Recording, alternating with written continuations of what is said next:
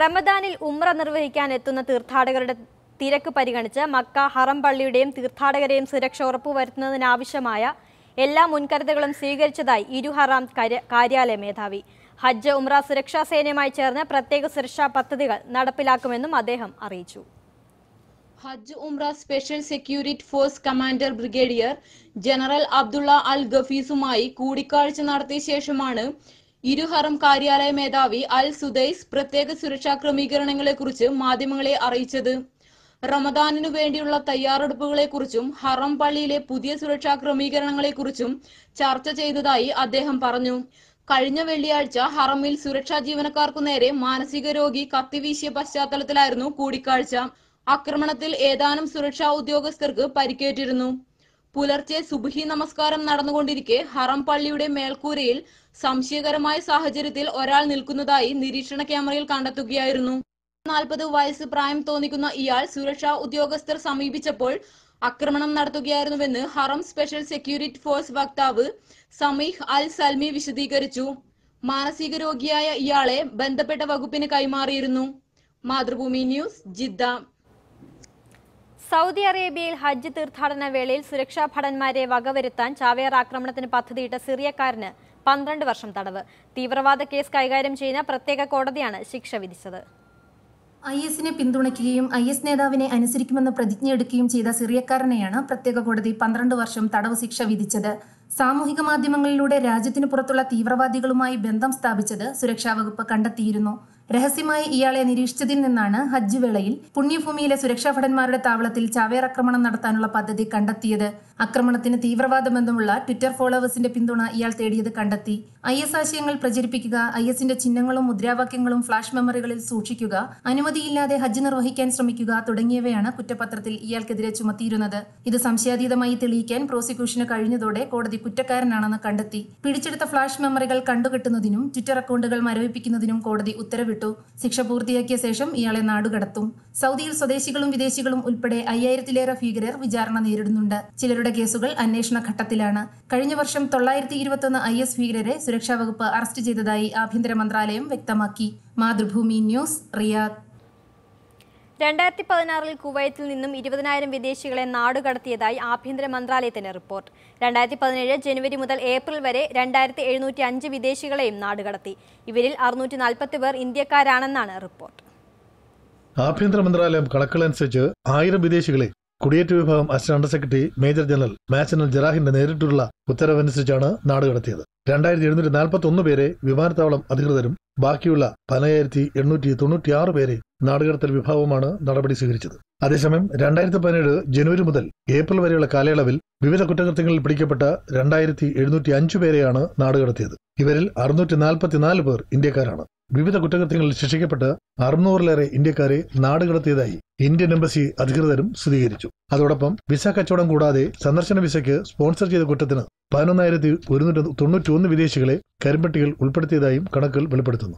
സ്വകാര്യ മേഖലയിൽ പ്രവർത്തിക്കുന്ന 880 കമ്പനികളുടെ ഫയലുകൾ പരിശോധിച്ചതിൽ 526 കമ്പനികൾക്കെതിരെ നടപടി സ്വീകരിക്കുകയും കമ്പനി അടച്ചുപൂട്ടുകയും ചെയ്തു. മുൻ മന്ത്രിമാരുടെയും പാർലമെന്റ് അംഗങ്ങളുടെയും ഉടമസ്ഥതയിലുള്ള 3 കമ്പനികളും അടച്ചുപൂട്ടിയതിൽ ഉൾപ്പെടുന്നു. കൂടാതെ 46,609 ഒളിച്ചോട്ട കേസുകളും രജിസ്റ്റർ ചെയ്തിട്ടുണ്ട്. ഇവരിൽ 20,551 പേർ ഡ്രൈവർ ജോലി ചെയ്യുന്നവരാണ്. നാടുകടത്തിയവരിൽ അമേരിക്കൻ, ബ്രിട്ടീഷുകാരും 7 PhD ബിരുദമുള്ളവരും ഉൾപ്പെടുന്നു. 9,574 വിദേശികളെ ആരോഗ്യ പരിശോധനയെ തുടർന്ന് നാടുകടത്തി. ഇവരിൽ 13 പേർക്ക് HIV ബാധിതരാണെന്ന് കണ്ടെത്തിയതായും ഹെപ്പറ്റൈറ്റിസ് C ബാധിച്ച നിരവധി പേർ ഉൾപ്പെടുന്നതായും കണക്കുകൾ വ്യക്തമാക്കുന്നു. Mathrubhumi news, Kuwait. സൗദി അറേബ്യയിലെ പൈതൃകോത്സവമായ ജനാന്ദ്രി ആഘോഷങ്ങളിൽ പങ്കെടുക്കാൻ അതിഥി രാഷ്ട്രമായി ഇന്ത്യയെ ക്ഷണിച്ചു. സൗദി അറേബ്യയുടെ അടുത്ത സൗഹൃദ രാഷ്ട്രമായ ഇന്ത്യക്കുള്ള അംഗീകാരം കൂടിയാണ് ജനാന്ദ്രിയ ഫെസ്റ്റിലേക്കുള്ള ക്ഷണം. സൗദി അറേബ്യയുടെ സാംസ്കാരിക പൈതൃകം തലമുറകൾക്ക് കൈമാറുന്ന ദേശീയ മേളയാണ് ജനാദ്രിയ പൈതൃകോത്സവം. അടുത്ത വർഷം ഫെബ്രുവരി 7-ന് ഭരണാധികാരി സൽമാൻ രാജാവ് മേള ഉദ്ഘാടനം ചെയ്യും. 2 ആഴ്ച നീണ്ടുനിൽക്കുന്ന 32ാമത് ജനാദ്രിയ ഫെസ്റ്റിവലിനുള്ള സംഘാടക സമിതിയും സബ് കമ്മിറ്റികളും നിലവിൽ വന്നു. നാഷണൽ ഗാർഡ് മന്ത്രാലയമാണ് ജനാദ്രിയ ഫെസ്റ്റിവൽ സംഘടിപ്പിക്കുന്നത്. സംഘാടക സമിതിയുടെ പ്രഖ്യാപനം നാഷണൽ ഗാർഡ് മന്ത്രിയും ഫെസ്റ്റിവൽ സുപ്രീം കമ്മിറ്റി പ്രസിഡന്റുമായ അമീർ മിത്ത് ബിൻ അബ്ദുള്ള നിർവഹിച്ചു. ഇതോടൊപ്പമാണ് അതിഥി രാഷ്ട്രം ഇന്ത്യയായിരിക്കുമെന്ന പ്രഖ്യാപനവും വന്നത്. സൗദിയുടെ പൈതൃകവും ജീവിത രീതികളും കലകളും പുതുതലമുറയ്ക്ക് പരിചയപ്പെടുത്തുന്ന ജനാധിപത്യ ഫെസ്റ്റിവലിൽ പ്രവിശ്യ ഗവർണറേറ്റുകളും മന്ത്രാലയങ്ങളും സർക്കാർ വകുപ്പുകളും പങ്കെടുക്കും. സ്വകാര്യ സ്ഥാപനങ്ങളും ഗൾഫ് രാജ്യങ്ങളും ഫെസ്റ്റിവലിൽ പങ്കാളികളാകും. സെമിനാറുകൾ, കവിയരങ്ങുകൾ, നാടകം, സാംസ്കാരിക പരിപാടികൾ എന്നിവയും അരങ്ങേറും. അതിഥി രാജ്യമായി തിരഞ്ഞെടുക്കപ്പെട്ടതോടെ പാരമ്പര്യ കലാരൂപങ്ങളും പൈതൃകങ്ങളും അവതരിപ്പിക്കാൻ ഇന്ത്യക്ക് അവസരം ലഭിക്കും. ആഘോഷങ്ങളുടെ ഭാഗമായി അറബ് ഗോത്രങ്ങളുടെ സാമൂഹിക ജീവിതവും ആചാരങ്ങളും അതിപുരാതന നഗരങ്ങളും ജനാദ്രിയിൽ പുനരാവിഷ്കരിക്കും. ലോകരാഷ്ട്രങ്ങൾ തമ്മിലുള്ള സാംസ്കാരിക വിനിമയത്തിനാണ് ഓരോ വർഷവും അതിഥി രാജ്യങ്ങളെ സൗദി അറേബ്യ ക്ഷണിക്കുന്നത്. Mathrubhumi news, Riyadh. മക്കയിലെ കിസ്വ നിർമ്മാണ ഫാക്ടറിക്ക് ആധുനിക സൗദി അറേബ്യയുടെ സ്ഥാപകന്റെ പേര് നൽകാൻ സൽമാൻ രാജാവ് ഉത്തരവ് പുറപ്പെടുവിച്ചു. കിങ് അബ്ദുൽ അസീസ് കിസ്വ കോംപ്ലക്സ് എന്നായിരിക്കും ഫാക്ടറി ഇനി അറിയപ്പെടുക. അബ്ദുൽ അസീസ് രാജാവാണ് മക്കയിൽ കിസ്വ ഫാക്ടറി സ്ഥാപിക്കാൻ മുൻകൈയെടുത്തത്. അതിനു മുമ്പ് വിദേശങ്ങളിൽ നിന്ന് കിസ്വ എത്തിക്കുകയായിരുന്നു പതിവ്. 90 വർഷം മുമ്പാണ് മക്കയിൽ കിസ്വ ഫാക്ടറി സ്ഥാപിക്കുന്നത്. അന്ന് ഭരണാധികാരിയായിരുന്ന അബ്ദുൽ അസീസ് രാജാവിന്റെ ഉത്തരവ് പ്രകാരമാണ് ഫാക്ടറി സ്ഥാപിച്ചത്. ലോകത്ത് കിസ്വ നിർമ്മാണത്തിന് മാത്രമായി സ്ഥാപിക്കുന്ന ആദ്യത്തെ ഫാക്ടറിയാണിത്. കിസ്വ ഫാക്ടറി സ്ഥാപിക്കുകയും ഈ രംഗത്ത് ബൃഹത്തായ സംഭാവന നൽകുകയും ചെയ്ത അബ്ദുൽ അസീസ് രാജാവിന്റെ സ്മരണ നിലനിർത്താനാണ് ഫാക്ടറിക്ക് അബ്ദുൽ അസീസ് രാജാവിന്റെ പേര് നൽകിയതെന്ന് ഹറംകാരി പ്രസിഡൻസി മേധാവി ഡോക്ടർ അബ്ദുൾ റഹ്മാൻ അൽ സുദൈസ് പറഞ്ഞു. കിസ്വ ഫാക്ടറി സ്ഥാപിക്കുന്നതിനു മുമ്പ് ഈജിപ്തിൽ നിർമ്മിക്കുന്ന കിസ്വ 47 ഭാഗങ്ങളായാണ് കൊണ്ടുവന്നിരുന്നത്. സുഡാൻ, ഇന്ത്യ, ഇറാഖ് എന്നിവിടങ്ങളിൽ നിന്നും കിസ്വ കൂട്ടിയോജിപ്പിക്കുന്നതിന് ആവശ്യമായ പട്ടുനൂലും മറ്റുൽപ്പന്നങ്ങളും കൊണ്ടുവന്നിരുന്നു.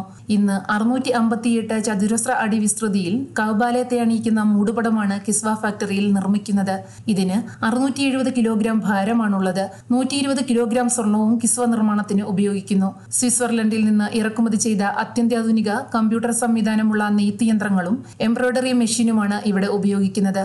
200-ലധികം ജീവനക്കാരും കിസ്വ ഫാക്ടറിയിൽ ജോലി ചെയ്യുന്നുണ്ട്. Mathrubhumi news, Riyadh. കുവൈത്തിൽ വിദേശികൾ അയക്കുന്ന പണത്തിന് നികുതി ഏർപ്പെടുത്തുന്നതിനുള്ള സർക്കാർ നീക്കത്തിനെതിരെ മണി എക്സ്ചേഞ്ച് കമ്പനിയുടെ യൂണിയൻ രംഗത്ത്. വിദേശികൾക്കുണ്ടാകുന്ന അധിക സാമ്പത്തിക ബാധ്യതയുടെ ഇരട്ടിയായിരിക്കും സ്വദേശികൾ നേരിടാൻ പോകുന്നതെന്നും അദ്ദേഹം പറഞ്ഞു. വിദേശികൾ സ്വന്തം രാജ്യങ്ങളിലേക്ക് അയക്കുന്ന പണത്തിന് നികുതി ഏർപ്പെടുത്താനുള്ള സർക്കാർ നീക്കത്തിനെതിരെ മുന്നറിയിപ്പുമായി മണി എക്സ്ചേഞ്ച് കമ്പനികളുടെ യൂണിയൻ മേധാവി തലാൽ ബഹ്മാൻ. തീരുമാനം നടപ്പിലാക്കുകയാണെങ്കിൽ വിദേശികൾക്കുണ്ടാകുന്ന സാമ്പത്തിക അധിക ബാധ്യതയുടെ ഇരട്ടിയായിരിക്കും സ്വദേശികൾ നേരിടാൻ പോകുന്നതെന്ന് മുന്നറിയിപ്പ് നൽകി. ഇത് സംബന്ധിച്ച് വേണ്ടത്ര പഠനങ്ങൾ നടത്താതെയുള്ള ചില പാർലമെന്റുകളുടെ ആവശ്യം ദൂരവ്യാപകമായ ഫലങ്ങൾ സൃഷ്ടിക്കും. സ്വദേശികൾക്ക് തന്നെ സാമ്പത്തിക നഷ്ടമുണ്ടാകുമെന്ന വസ്തുത മനസ്സിലാക്കണമെന്നും രാജ്യത്ത് പ്രവർത്തിക്കുന്ന പണമിടപാട് സ്ഥാപനങ്ങളുടെ ഉടമസ്ഥാവകാശം സ്വദേശികൾക്കാണ്. പണമയക്കുന്നതിന് നികുതി ചുമത്തുന്നതോടെ മറ്റു മാർഗങ്ങൾ കണ്ടെത്താൻ വിദേശികളെ പ്രേരിപ്പിക്കുകയാണ്. ഇതുമൂലം അനധികൃത പണ ഇടപാടുകൾ വർദ്ധിക്കുന്നതിനും അതിലൂടെ കള്ളപ്പണം വ്യാപകമാകും. കൂടാതെ കുവൈത്തിലേക്കുള്ള സാമ്പത്തിക വരവ് കുറയുന്നതിനും വിപണിയിൽ വിദേശ നിക്ഷേപം ഗണ്യമായ തോതിൽ കുറവ് വരുത്താനും വിദേശികളെ നിർബന്ധിതരാകും. വിദേശ നിക്ഷേപത്തോടെ പ്രവർത്തിക്കുന്ന വൻകിട കമ്പനികളുടെ ഒഴിഞ്ഞുപോക്കിനും ഇടയാക്കുന്നതാണ്. അതേസമയം വിദേശികളുടെ പണമിടപാടുകൾ നിരീക്ഷിക്കുന്നതിന് ശക്തമായ സംവിധാനം കുവൈത്ത് സെൻട്രൽ ബാങ്കിന്റെ നേരിട്ടുള്ള നിരീക്ഷണത്തിലൂടെ നടപ്പിലാക്കേണ്ടതാണ്. വിദേശികൾ അയക്കുന്ന പണത്തിന് നികുതി ഏർപ്പെടുത്തണമെന്ന് ചില എംപിമാർ ചേർന്ന് അവതരിപ്പിച്ച കരട് നിർദ്ദേശം പുനഃപരിശോധിക്കണമെന്നും തലാൽ ബഹ്മാൻ ആവശ്യപ്പെട്ടു. Mathrubhumi news, Kuwait. പണമിടപാട് രംഗത്ത് ഫിനാൻഷ്യൽ ടെക്നോളജി എന്ന പേരിൽ വികസിച്ചു വരുന്ന നൂതന സാങ്കേതിക സംവിധാനങ്ങൾ UAE-യിൽ വ്യാപിപ്പിക്കുന്നതിനു വേണ്ടി UAE എക്സ്ചേഞ്ചും അബുദാബി ന്യൂയോർക്ക് യൂണിവേഴ്സിറ്റിയും തമ്മിൽ ധാരണാപത്രം ഒപ്പുവെച്ചു.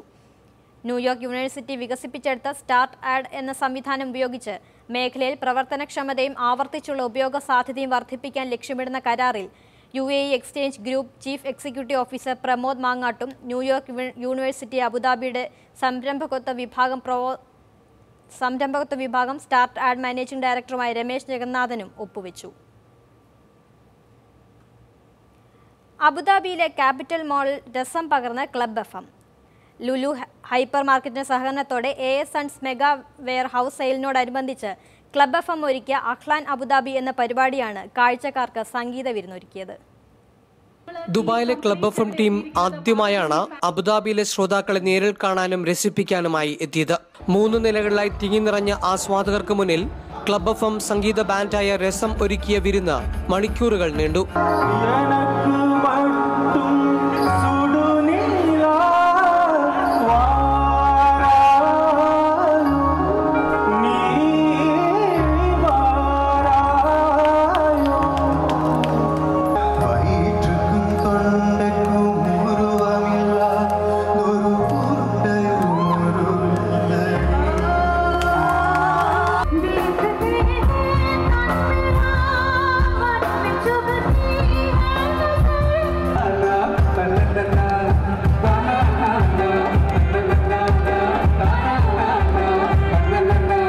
ഇടയ്ക്ക് മുഖ്യാതിഥിയായി സംഗീത സംവിധായകൻ മെജോ ജോസഫും എത്തി. മെജോ സംഗീതമൊരുക്കിയ സൈറ ബാനു എന്ന ചിത്രത്തിലെ ഹൃദയവാതിൽ എന്ന് തുടങ്ങുന്ന പാട്ടും നോട്ട്ബുക്ക് എന്ന സിനിമയിലെ ഹൃദയവും ഹൃദയവും എന്ന ഗാനവും മെജോ ആലപിച്ചു. കാഴ്ചക്കാർക്കൊപ്പം സെൽഫിയും എടുത്താണ് മെജോ മടങ്ങിയത്. ഇടയ്ക്കിടെ പരിപാടി കാണാൻ വന്നവർക്കായി വിവിധ മത്സരങ്ങൾ നടത്തി കൈനിറയെ സമ്മാനങ്ങൾ നൽകി.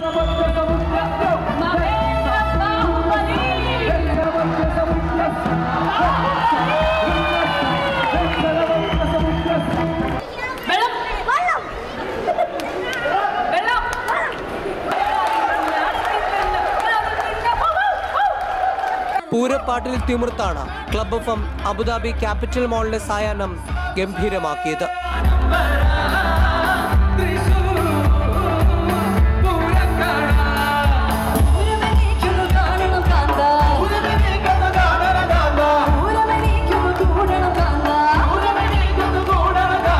Mathrubhumi news, Abu Dhabi. അൽവഹ മാളിലെ ഓട്ടോ ഫിയസ്റ്റ 2017 വാഹന പ്രദർശനം ഈ മാസം 12 വരെ നടക്കും. ഈ മാസം 3-നാണ് ഫിയസ്റ്റ തുടങ്ങിയത്. വിവിധ ബ്രാൻഡുകളിലുള്ള പുത്തൻ വാഹനങ്ങൾ പരിചയപ്പെടാനും വിവിധ കമ്പനികളുടെ ഉൽപ്പന്നങ്ങളും സേവനങ്ങളും മനസ്സിലാക്കാനുമുള്ള അവസരമാണ് ഓട്ടോ ഫിയസ്റ്റ. വൈകിട്ട് 6:30 മുതൽ 7:30 വരെയാണ് സമയം. വിനോദസഞ്ചാര മേഖലയുടെ വികസനം ലക്ഷ്യമാക്കി ഷാർജയിൽ കൂടുതൽ ഹോട്ടലുകളും റിസോർട്ടുകളും നിർമ്മിക്കും. ഷുരൂഖ് എന്ന പേരിൽ അറിയപ്പെടുന്ന ഷാർജ നിക്ഷേപ വികസന അതോറിറ്റിയാണ് ഈ മേഖലയുടെ പുതിയ സാധ്യതകൾ കണക്കിലെടുത്ത് ഷാർജയിൽ നൂതന സംരംഭങ്ങൾ ആരംഭിക്കുന്നത്. അറേബ്യൻ സംസ്കാരം അതേപടി നിലനിർത്തുകയും ഷാർജയുടെ പൈതൃക സമ്പന്നത ലോകത്തെ പരിചയപ്പെടുത്തുന്ന രീതിയിലുമായിരിക്കും പുതിയ നിർമ്മാണ പദ്ധതികൾ. എമിറേറ്റിലെ ചരിത്ര പ്രാധാന്യമുള്ള സ്ഥലങ്ങൾ കേന്ദ്രീകരിച്ചാണ് പുതിയ ഹോട്ടലുകൾ നിർമ്മിക്കുന്നത്. ഷാർജ ശേഖരം എന്ന പേരിലാണ് പുതിയ ഹോട്ടൽ റിസോർട്ട് നിർമ്മാണ പദ്ധതികൾ അറിയപ്പെടുക. ഷാർജയുടെ പൗരാണികതയും അറേബ്യൻ പൈതൃക സംസ്കാരവും വിദേശ വിനോദസഞ്ചാരികളെ പരിചയപ്പെടുത്തുകയാണ് പ്രധാന ലക്ഷ്യമെന്ന് Shurooq CEO Marwan bin Jassim Al Sarkal പറഞ്ഞു. ആദ്യഘട്ടമായി 3 പ്രധാന പദ്ധതികളാണ് ഷാർജയിലെ വിനോദസഞ്ചാര മേഖലകളിൽ ആരംഭിക്കുക. കൽബ എക്കോ ടൂറിസത്തിന്റെ ഭാഗമായുള്ള കിങ്ഫിഷർ ലോഡ്ജ് ഇവയിൽ ഒന്നാണ്. കണ്ടൽക്കാടുകൾക്ക് നടുവിലാണ് കിങ്ഫിഷർ ലോഡ്ജ് പണിയുക. പാരിസ്ഥിതിക മേഖലകളെ ഉൾക്കൊള്ളിച്ചുകൊണ്ടുള്ള അൽ ബദായർ ലോഡ്ജാണ് മറ്റൊരു പദ്ധതി.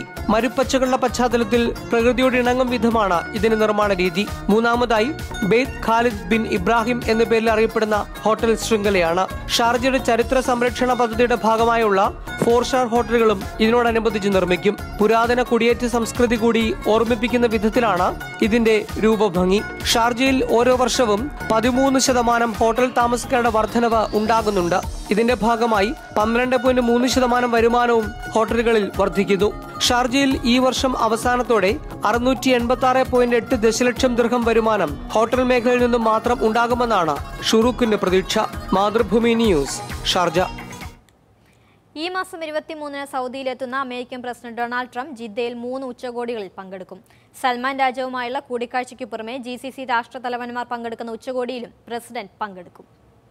അമേരിക്കൻ പ്രസിഡന്റും സൽമാൻ രാജാവും പങ്കെടുക്കുന്ന ഉഭയകക്ഷി ഉച്ചകോടിയാണ് ആദ്യം നടക്കുക. രണ്ടാമത്തെ ഉച്ചകോടിയിൽ ഡൊണാൾഡ് ട്രംപും GCC രാഷ്ട്രങ്ങളിലെ ഭരണാധികാരികളും പങ്കെടുക്കും. മുസ്ലിം രാജ്യങ്ങളിൽ നിന്നുള്ള ഭരണാധികാരികളും നേതാക്കളും പങ്കെടുക്കുന്നതാണ് മൂന്നാമത്തെ ഉച്ചകോടി. ഉഭയകക്ഷി ബന്ധവും സഹകരണവും കൂടുതൽ ശക്തമാക്കുന്നതിനാണ് സൽമാൻ രാജാവും ട്രംപും പങ്കെടുക്കുന്ന ഉച്ചകോടിയിലെ മുഖ്യ അജണ്ട. തുടർന്ന് സുപ്രധാന ധാരണാപത്രങ്ങൾ ഒപ്പുവെക്കുകയും ചെയ്യും. ഗൾഫ് മേഖലയിൽ ഇറാൻ നടത്തുന്ന ഇടപെടലുകൾ തടയുന്നതിനും ഭീകരവിരുദ്ധ പോരാട്ടം ശക്തമാക്കുന്നതിനുമാണ് അമേരിക്ക ഗൾഫ് ഉച്ചകോടി. ഇസ്ലാമിക രാഷ്ട്രങ്ങളിലെ ഭരണാധികാരികൾ പങ്കെടുക്കുന്ന ഉച്ചകോടിയിലേക്ക് സൗദി അറേബ്യ മുസ്ലിം രാഷ്ട്ര നേതാക്കളെ ക്ഷണിക്കാൻ ആരംഭിച്ചു. ഈജിപ്ഷ്യൻ പ്രസിഡന്റ് അബ്ദുൽ ഫത്തഹ് അൽ സിസി, പാക് പ്രധാനമന്ത്രി നവാസ് ഷെരീഫ് എന്നിവർക്ക് പുറമെ ഭീകരവിരുദ്ധ പോരാട്ടത്തിന് രൂപം നൽകിയ ഇസ്ലാമിക സൈനിക സഖ്യത്തിന്റെ ഭാഗമായ രാഷ്ട്രങ്ങളെയും ഉച്ചകോടിയിലേക്ക് ക്ഷണിക്കും. അമേരിക്ക ഇസ്ലാമിനെതിരല്ലെന്ന സന്ദേശം ഉച്ചകോടിയിൽ ഡൊണാൾഡ് ട്രംപ് പങ്കുവയ്ക്കും. അമേരിക്കൻ ഭരണകൂടത്തിന്റെ നയവ്യതിയാനമാണ് ഡൊണാൾഡ് ട്രംപിന്റെ സൗദി സന്ദർശനം വ്യക്തമാക്കുന്നതെന്നാണ് വിലയിരുത്തപ്പെടുന്നത്. Mathrubhumi news, Riyadh. റിയാദിലെ പ്രവാസി കൂട്ടായ്മ കുട്ടനാട് അസോസിയേഷൻ 1-ാം വാർഷികം ഈ മാസം 19-ന് വിപുലമായ പരിപാടികളോടെ നടത്തുമെന്ന് സംഘാടകർ വാർത്താ സമ്മേളനത്തിൽ അറിയിച്ചു. കുട്ടനാട് സംഗമം സാംസ്കാരിക സമ്മേളനത്തിൽ ഗതാഗത വകുപ്പ് മന്ത്രിയും കുട്ടനാട് MLA-യുമായ തോമസ് ചാണ്ടി മുഖ്യാതിഥിയായിരിക്കും. പുതിയ ഭരണസമിതിയുടെ നേതൃത്വത്തിൽ അബുദാബി കേരള സോഷ്യൽ സെന്ററിന്റെ 2017-18 വർഷത്തെ പ്രവർത്തനോദ്ഘാടനം എഴുത്തുകാരൻ TD രാമകൃഷ്ണൻ നിർവഹിച്ചു. KSC acting president TK Manoj അധ്യക്ഷത വഹിച്ചു. എഴുത്തുകാരുടെ കയ്യൊപ്പോടുകൂടിയ പുസ്തക സമാഹരണ പദ്ധതിയുടെ ലോഗോ പ്രകാശനവും TD രാമകൃഷ്ണൻ നിർവഹിച്ചു. വടകര കേന്ദ്രീകരിച്ച് പാലിയേറ്റീവ് പരിചരണ മേഖലയിൽ പ്രവർത്തിക്കുന്ന തണൽ സ്നേഹ സാന്ത്വനം പദ്ധതി കണ്ണൂരിൽ തണൽ വീട് പദ്ധതി നടപ്പിലാക്കുമെന്ന് ഭാരവാഹികൾ റിയാദിൽ പറഞ്ഞു. 2.5 ഏക്കർ സ്ഥലത്ത് പാരാപ്ലീജിയ സെന്റർ, ഫിസിയോതെറാപ്പി സെന്റർ എന്നിവ ഒന്നാം ഘട്ടമായി നിർമ്മിക്കും. ഇതിന്റെ ഭാഗമായി നാളെ രാത്രി 8-ന് തണൽ ജനകീയ കൂട്ടായ്മ റിയാദ് റമാദ് ഓഡിറ്റോറിയത്തിൽ നടക്കും. ഇടവേള.